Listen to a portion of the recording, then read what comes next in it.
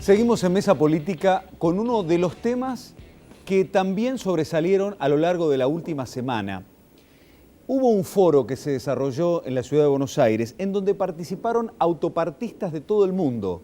Incluso estuvieron por la zona recorriendo la planta de General Motors, donde se concentró fundamentalmente la atención de la industria automotriz, uno de los motores, sin lugar a dudas, en la República Argentina en materia de producción y empleo, y por qué no también de nuestra zona. Está en contacto con nosotros esta noche Martín Echegoyen, secretario de Industria de la Nación. Martín, buenas noches, gracias por atendernos. ¿Qué tal, Sergio? ¿Cómo están? ¿Ha sido posible interesar a autopartistas de todo el mundo de la posibilidad de inversiones en nuestro país, en nuestra región de Rosario, por ejemplo? Sí, tuvimos un evento muy importante, vinieron más de 100 ejecutivos de casi 40 compañías de 10 países del mundo, muy interesados en el proceso que se está llevando adelante en el sector automotriz en la Argentina. Nada más para que tengan una idea, las inversiones en marcha en la Argentina, que empezaron en el 2016 y van a culminar en esta primera etapa en el 2020, suman más de 5.000 millones de dólares. Es muy importante para nosotros que estas inversiones vengan también acompañadas por inversores o por inversiones del sector autopartista, y obviamente Santa Fe y la ciudad de Rosario con la planta de General Motors son un elemento importante para este desarrollo. De hecho, visitaron la planta el día miércoles, estuvieron presentes en Rosario varios autopartistas interesados en la posibilidad de invertir en Rosario para abastecer a General Motors. Es una de las compañías más importantes de la Argentina, así que tenemos muy buenas expectativas. ¿Qué perspectivas hay en cuanto a la industria automotriz para este año en el país? ¿Cómo terminaría el 2017 este sector? Mira, vamos a dividirlo en dos partes. Lo que es la venta de vehículos en la Argentina este año va a estar cercana a las 900.000 unidades, y las perspectivas para el año próximo son muy buenas, tomando un mercado récord de 1 millón de unidades para el año próximo, y nuestra estimación es que la producción va a estar en el orden de las 600.000 unidades, fundamentalmente te diría por 3 factores. Uno, la propia demanda de la Argentina, que como te dije va a estar en muy buenos niveles. El segundo punto es que estamos visualizando una recuperación del mercado brasileño, que es muy importante para las exportaciones de la Argentina y particularmente, por ejemplo, para la planta de General Motors de Rosario, porque el Cruz tiene como uno de los mercados principales el mercado de Brasil. Y el tercer factor es la entrada en producción de algunas inversiones que estuvieron madurando en estos últimos 2 años, que van a incrementar la producción en forma significativa. Así que vemos un muy buen año 2018. Ya hay algunas marcas que no están imponiendo el impuesto que el gobierno va a retirar con el proyecto de reforma tributaria. ¿Se están anticipando? ¿El gobierno ya ha reconocido en ese sentido este avance? Sí, de hecho hay alguna compañía que lo que está diciendo me parece muy inteligente desde el punto de vista comercial. Como el impuesto todavía está vigente, cuando el impuesto se saque, que va a ser muy pronto, las compañías devolverían el impuesto, así que creo que es una inteligente medida. Pero creo que lo importante es la reducción de la carga impositiva sobre el sector. Esto es una medida que nos parece muy significativa y que se enmarca en toda la reforma tributaria que estamos llevando adelante. Esto obviamente va a impulsar y va a dinamizar el mercado interno, así que lo vemos como te decía, como una medida muy relevante para el sector. Martín, el gobierno le ha puesto mucha expectativa a esta serie de reformas que anunció el presidente, que consensuaron con los gobernadores y un sector de la CGT. Hay algunos que lo observan de esta manera, diciendo que pura y exclusivamente beneficia al sector patronal y que hay pocos beneficios para los trabajadores. ¿Qué opinión hay en ese sentido? Mira, particularmente la reforma impositiva tiene un impacto muy grande en todo lo que es el sector productivo. En en nuestras muchas rondas con todo el sector productivo en la Argentina aparecen dos impuestos como impuestos que son contrarios a la producción y por ende a la generación de empleo. Uno es ingresos brutos y el otro es el impuesto a los débitos y créditos bancarios. Lo negativo de estos impuestos es que a medida que las cadenas productivas van agregando valor, esos impuestos se acumulan en cascada, con lo cual es lo que se dice en economía una protección efectiva negativa, es decir, favorece la importación en contra de la producción local.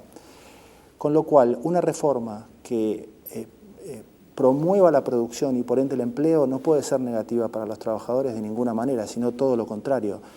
Nosotros lo que buscamos con esta medida es motorizar inversiones, motorizar empleo y de alguna manera también beneficiar a los que producen localmente, eliminando esta distorsión que en última instancia terminaba favoreciendo al producto importado.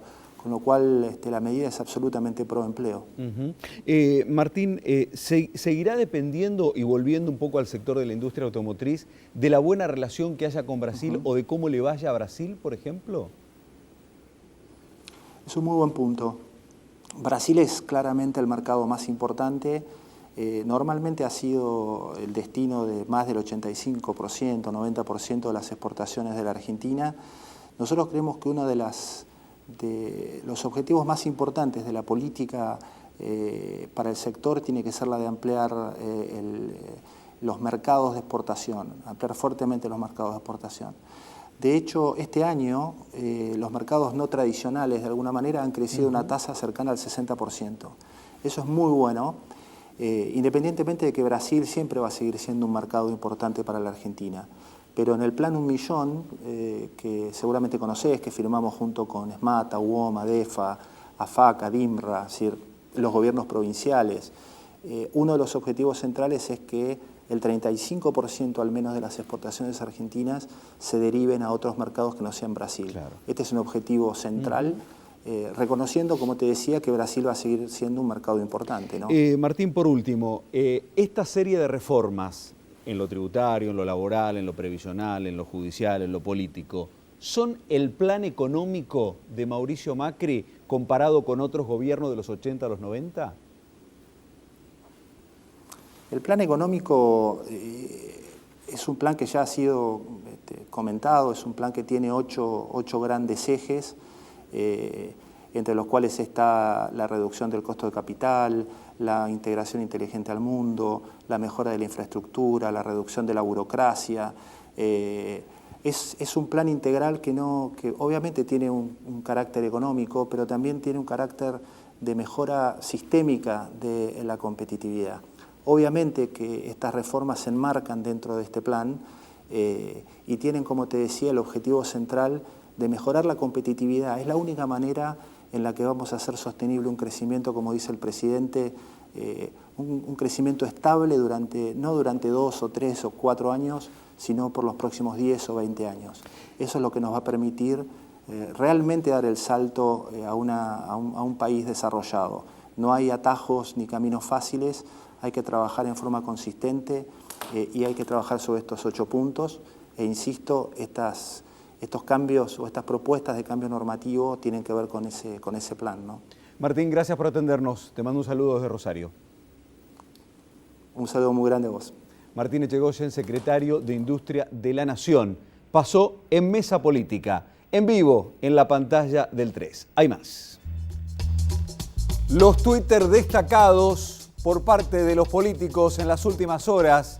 El concejal Tonioli, nos reunimos con el diputado Rubeo para plantear alternativas de financiamiento del transporte local sin aumentar la TGI. Reclamamos que se amplíe del 5 al 8% la porción del impuesto al sello que la provincia destina al transporte local. Esa es la propuesta que mañana, a partir de mañana, se empezará a discutir también en el Consejo Municipal de Rosario. Otro de los tuits destacados, el de la dirigente social Majo Jerez. Ayer, una multitudinaria convocatoria colmada a las escalinatas del Parque España. Rosario se moviliza contra la violencia hacia las mujeres, lesbianas y travestis en el marco del Día Internacional de la No Violencia contra la Mujer.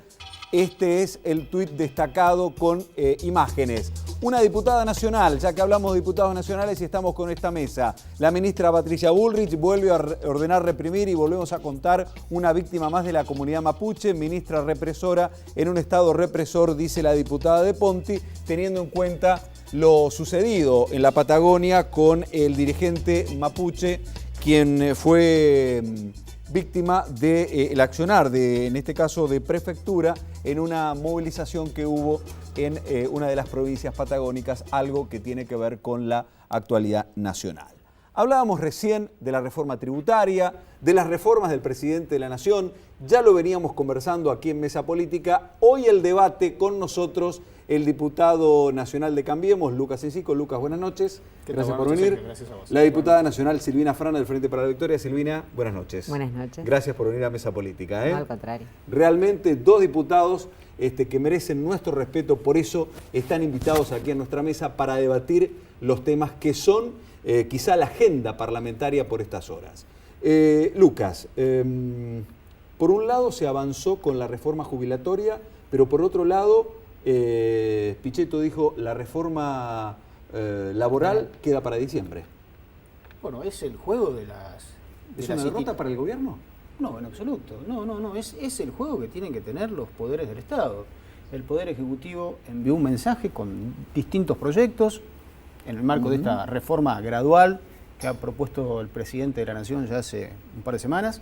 Algunos de esos proyectos entraron por la Cámara de Diputados. Necesariamente la reforma tributaria debe entrar por diputados, que es Cámara de Origen. Otros, como la reforma previsional, la reforma laboral, el consenso con los gobernadores, han entrado por el Senado, y esto forma parte de este juego de la democracia y del funcionamiento de las instituciones de la República, con un aditamento que es una gimnasia o un ejercicio al que nosotros en nuestro país no veníamos acostumbrados.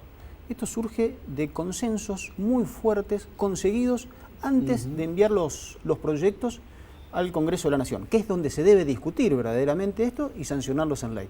Pero el Ejecutivo se ha tomado el trabajo de reunirse con los gobernadores, de reunirse con los distintos sectores, representantes de los obreros, representantes de los empleadores, y en base a eso se fueron confeccionando estos proyectos que ahora están sometidos a la consideración del Congreso. Para nada, en absoluto para nada puede ser una derrota. Forma parte de los mecanismos propios que tiene un sistema republicano de gobierno. Silvina, ¿estás de acuerdo con la reforma? Bueno, es una pregunta muy amplia.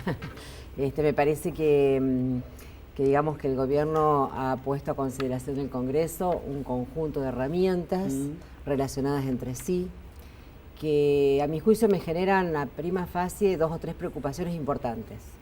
La primera preocupación es el financiamiento a largo plazo del ANSES.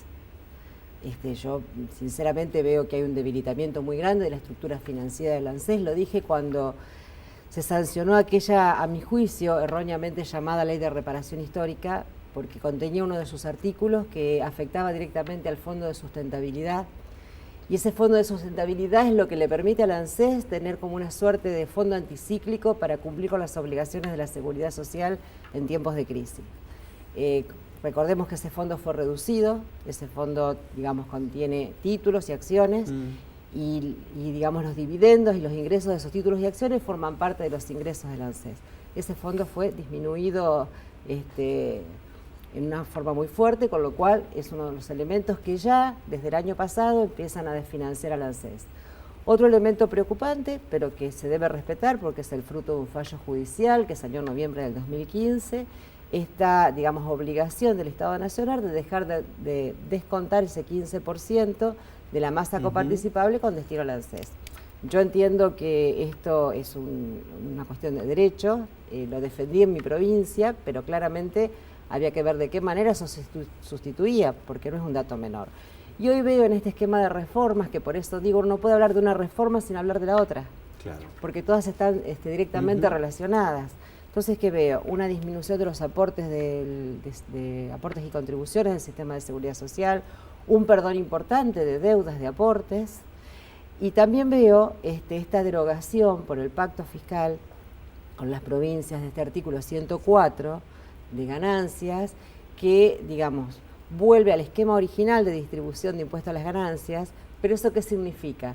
que un 20% de esa masa también iba al ANSES. Entonces yo veo como con preocupación este primer elemento, que es el de financiamiento del ANSES, con un problema que a lo mejor no lo vamos a ver hoy, pero sí lo vamos a ver a largo plazo. También veo con preocupación una suerte en este pacto fiscal de, me preocupan las finanzas provinciales, porque de alguna manera, si bien reconozco que esta nueva forma de coparticipar ganancias tiene un reaseguro, que es un compromiso del gobierno nacional de sustituir durante este primer año lo que se recaude menos, pero a futuro también hay una obligación, que puedo entender esto del impuesto a los ingresos brutos, de disminuir ingresos brutos, de disminuir sellos. Si hoy disminuiríamos sellos, la provincia dejaría de percibir 5.000 millones al Ahora, año. Silvina, lo firmaron todos los gobernadores. Bueno, nosotros desde esta... Yo en esto quiero destacar lo siguiente. Si yo fuera gobernadora, hoy no te puedo asegurar... Cada uno tiene su rol. Sí. El gobernador debe gobernar y debe establecer acuerdos con el gobierno nacional porque tiene que pagar los sueldos, porque tiene que establecer... Uno como legislador tiene otra obligación y otra mirada. Yo no puedo ver la mirada de la... No lo sé. No lo sabés. No lo sé porque sabes que yo quiero ver números concretos y hasta ahora son algunos elementos los que tengo. Lucas. Y yo, bueno. Sí. No, puntualizando esto que comentaba recién Silvina y su preocupación respecto al financiamiento de ANSES. ANSES hoy está en una situación crítica. El Sistema Integrado Previsional Argentino representa el 3.1 deficitario del PBI.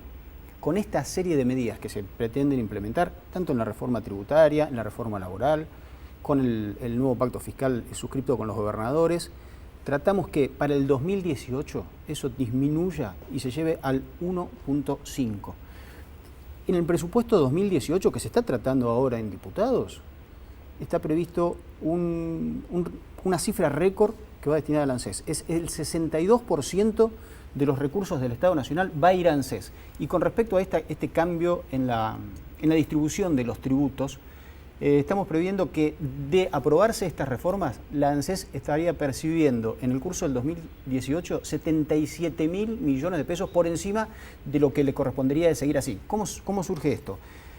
De ganancias que antes ANSES solamente se quedaba con un 20% y el resto se coparticipaba, ahora se va a coparticipar el 100%, es decir, ANSES resigna ese 20%, pero pasa a percibir el 100% del impuesto al cheque y el 100% del impuesto del monotributo impositivo que antes percibía solamente el 70%, más otras medidas están encaminadas a eso, a potenciar el presupuesto de ANSES. Estamos poniendo más plata para los jubilados. Pero... me parece que los cálculos míos nos dicen lo mismo y yo creo que el déficit del ANSES se lo van a hacer pagar a los jubilados con esta nueva modalidad de actualización del haber jubilatorio. Entonces hoy la masa de pago de jubilación va a sufrir un descuento de 100.000 millones y eso lo van a percibir los jubilados en su bolsillo.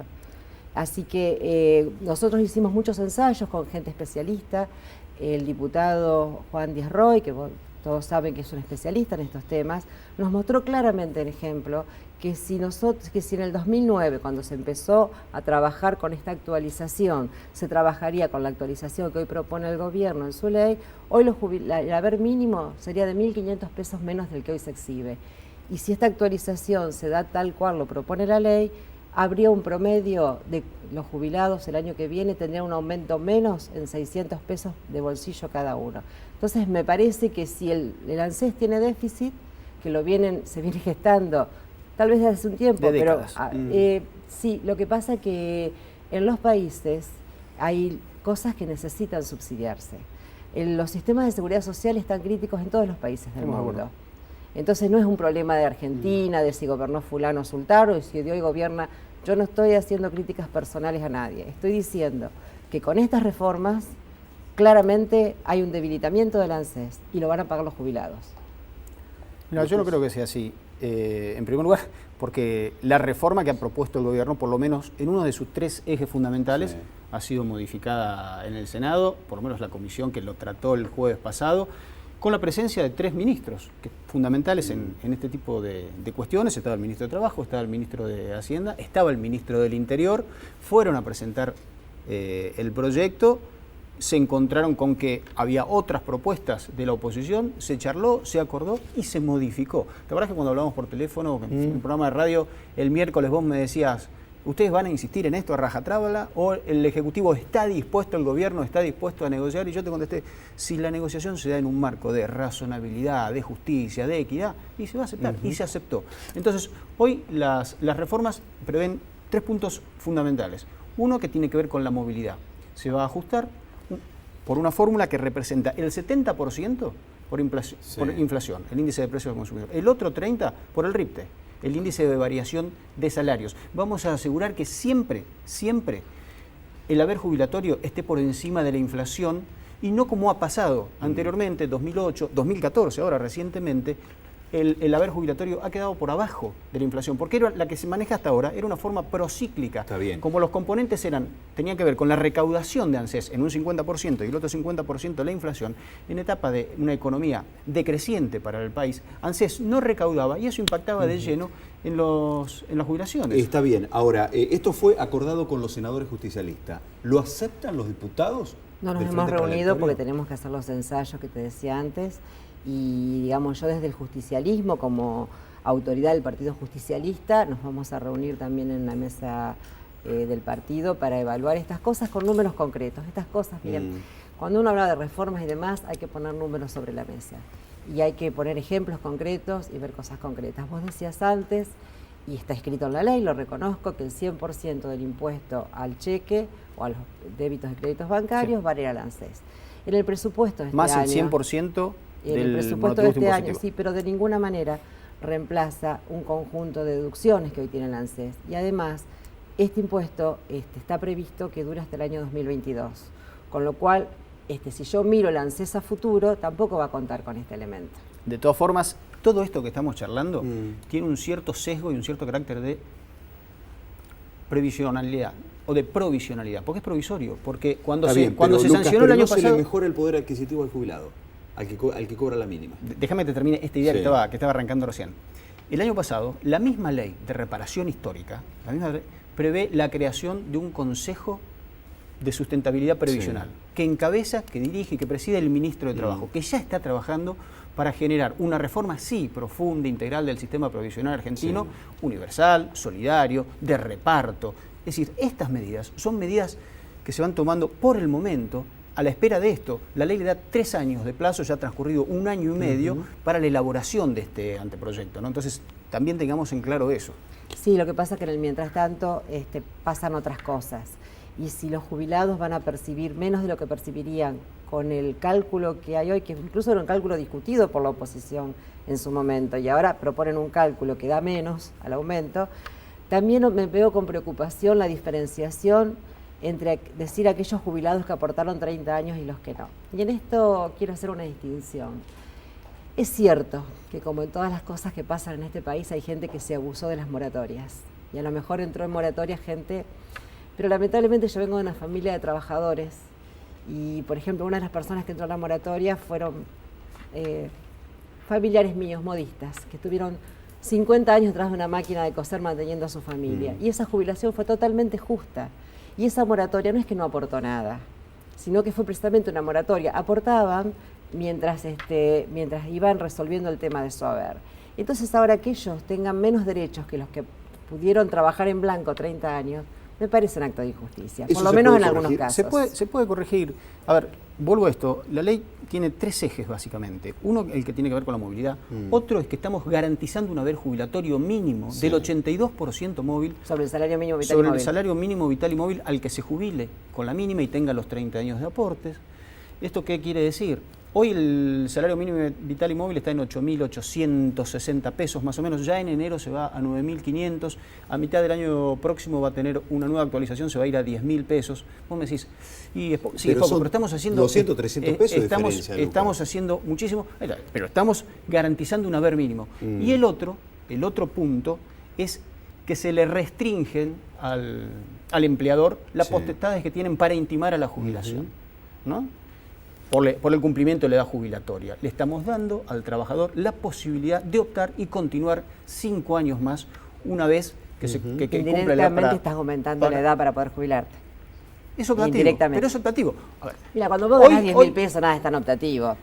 Pero no tenés tanta libertad de optar. En el mundo de hoy, personas de 60, 65, 70 años, no podemos decir que estén en una situación de pasar a retiro, de ser pasivos. Pueden trabajar. Hoy los modos de producción son otros. La robótica, la tecnología, todo el sistema de comunicaciones ha cambiado. No podemos seguir sintonizando la legislación laboral y previsional en blanco y negro. Totalmente de acuerdo. A tal punto estoy de acuerdo que me parece que nosotros hoy tenemos la obligación de analizar de qué manera liberamos puestos de trabajo para que no exhibamos un 23% de desempleo juvenil.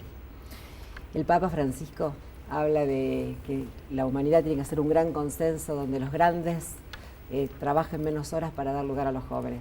Eso, como yo te decía antes, en todas estas cuestiones hay que calcular y sacar cuentas.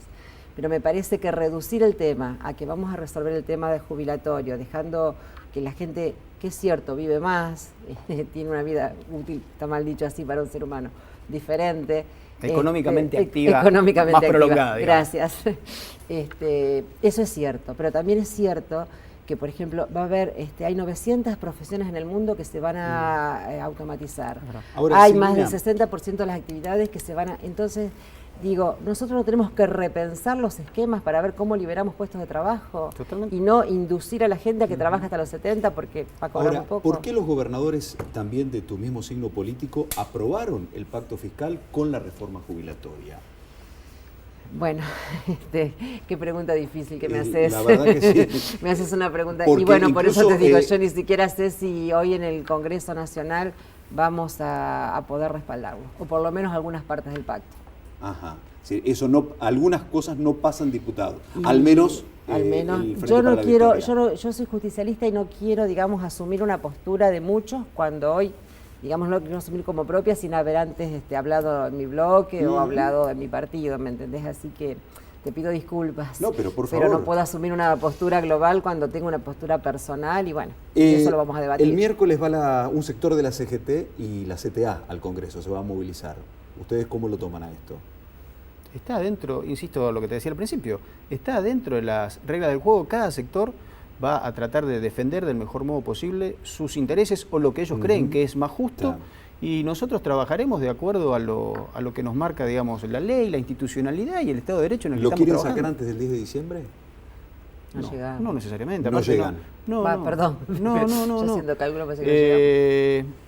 Hasta ahora lo único concreto es el despacho de comisión que tiene la reforma previsional en senadores. Es decir, quizás esta semana vaya al recinto en senadores y vendrá después para que lo tratemos en diputados, donde seguramente el Ejecutivo va a convocar extraordinarias hasta fin de diciembre. ¿Temen que Cristina le empioje la discusión en el Senado?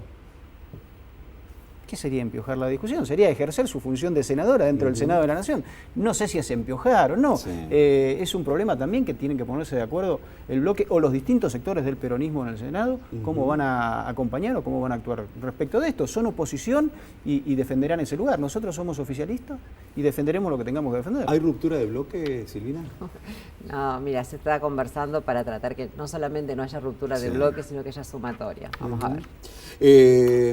A los dos, muchísimas gracias. No, por favor. Ojalá que se puedan dar debates y discusiones de este tenor, ¿no? Cuando no es habitual. Ni en un programa de televisión ni en la Cámara.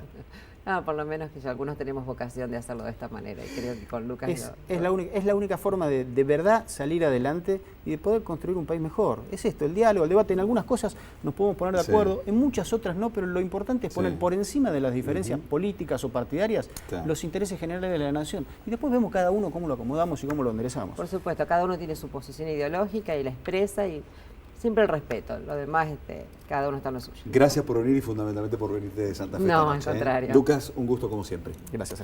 Los diputados Cincico y Frana, las reformas que seguramente estarán en la agenda de debate de aquí a fin de año, o por qué no, en las extraordinarias a partir del año que viene. Quédate con nosotros, el último bloque de Mesa Política en este último programa del año. El año político pasó por Mesa Política y enseguida el resumen.